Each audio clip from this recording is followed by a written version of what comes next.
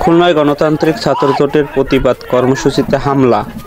খুলনায় বাউল সাধু সম্প্রদায়ের ওপর হামলা, প্রতিবাদ এবং ধর্ম অপমাননার মামলায় গ্রেপ্তার বাউল শিল্পী আবুল সরকারের মুক্তির দাবিতে আয়োজিত গণতান্ত্রিক ছাত্রজোটের প্রতিবাদ কর্মসূচিতে হামলার ঘটনা ঘটেছে।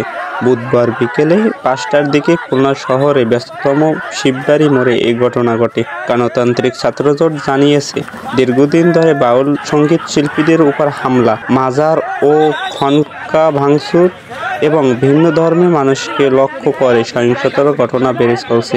এই পরিস্থিতিতে তারা দেশব্যাপী প্রতিবাদ কর্মসূচি পালন করেছে। এরই অংশ হিসেবে খুলনায় সমাবেশে আয়োজন করা হয়। এদিকে একই স্থানে ধর্ম অপমাননার অভিযোগে ছাত্র জনতা ব্যানারে বিক্ষোভ কর্মসূচির ডাক দেয় আরেক পক্ষ। প্রত্যক্ষদর্শীরা জানান, গণতান্ত্রিক ছাত্রজোটের মিছিল শুরু হওয়ার আগেই ছাত্র জনতা ব্যানারে বিক্ষোভকারীরা এলাকা দখলে রাখে। পরে দুই পক্ষ মুখোমুখি হলে উত্তেজনা ছড়িয়ে পড়ে।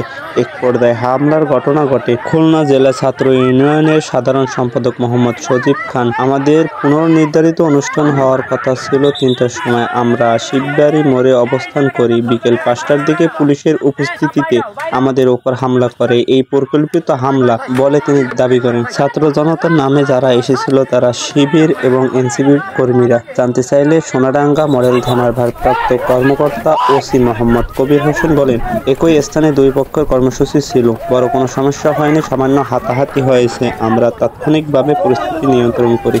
বিস্তারিত দেখতে থাকুন এই ভিডিও ফুটেজে।